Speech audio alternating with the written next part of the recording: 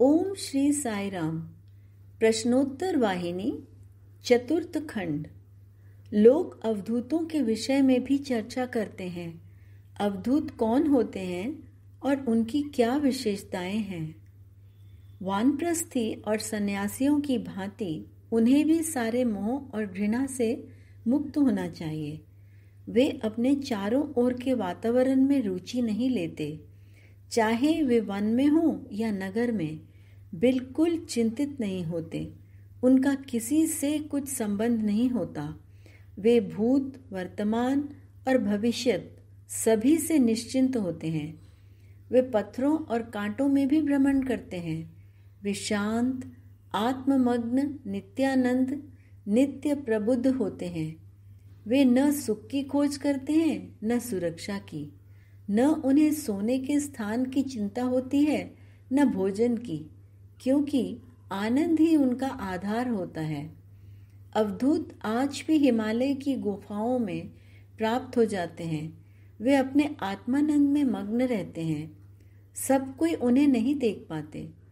केवल तुम्हारा सौभाग्य ही तुम्हें उनके समक्ष ले जा सकता है।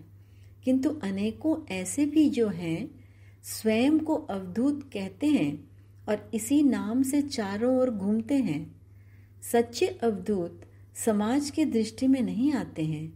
यहाँ तक कि यदि वे कभी मार्ग भूलकर भी किसी नगर में आ निकलते हैं तो दूसरों की दृष्टि से बचते हुए चुपचाप इधर उधर हो जाते हैं।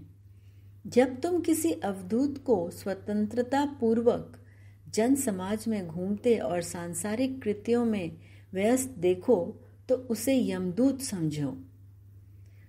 कोई देह धर्म से अर्थात शरीर संबंधी कर्तव्यों की विवशता में कब तक पड़ा रहता है? जब तक जीवात्मा का बोध नहीं हो जाता। जब उसकी खोज करके उसे जान लिया जाता है तब कोई आवश्यकता ही नहीं रहती। किंतु कोई कब तक इस जीवात्मा का ज्ञान प्राप्त करता है? जब तक कि सरिता सागर में नहीं समा जाती।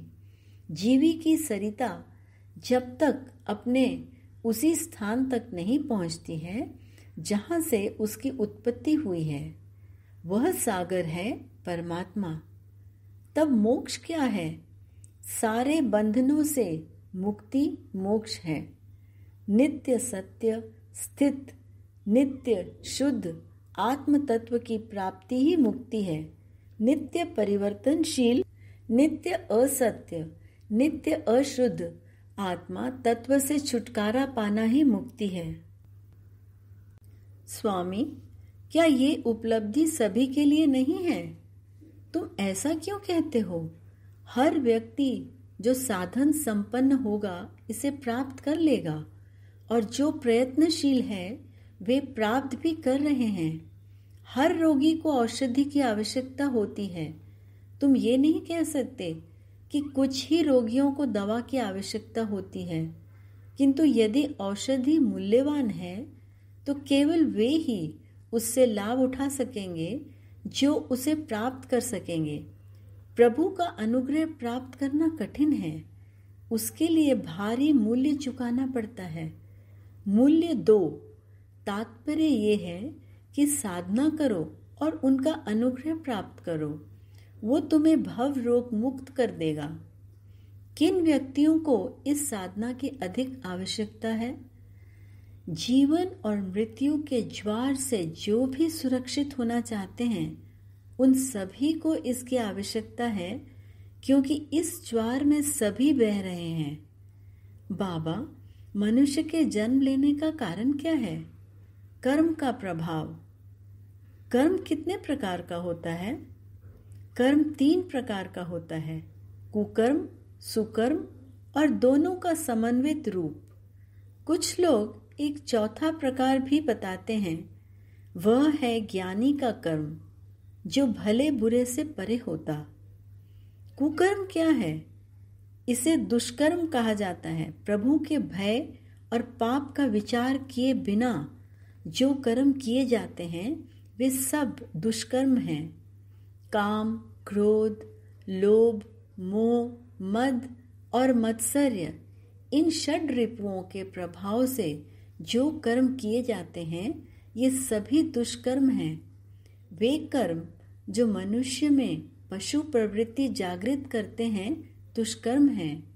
वे सब कर्म दुष्कर्म हैं जिनसे यह व्यक्त होता है कि मनुष्य में विवेक, विलक्षण और वैराग्य नहीं रह गया है। जो कर्म दया, धर्म, सत्य, शांति और प्रेम से रहित हैं सभी दुष्कर्म हैं। सत्कर्म क्या है? भगवान से डरकर और पाप का भय मानकर किए गए कर्म सत्य, धर्म, शांति और प्रेम को आधार मानकर किए गए कर्म सत्कर्म कहलाते हैं।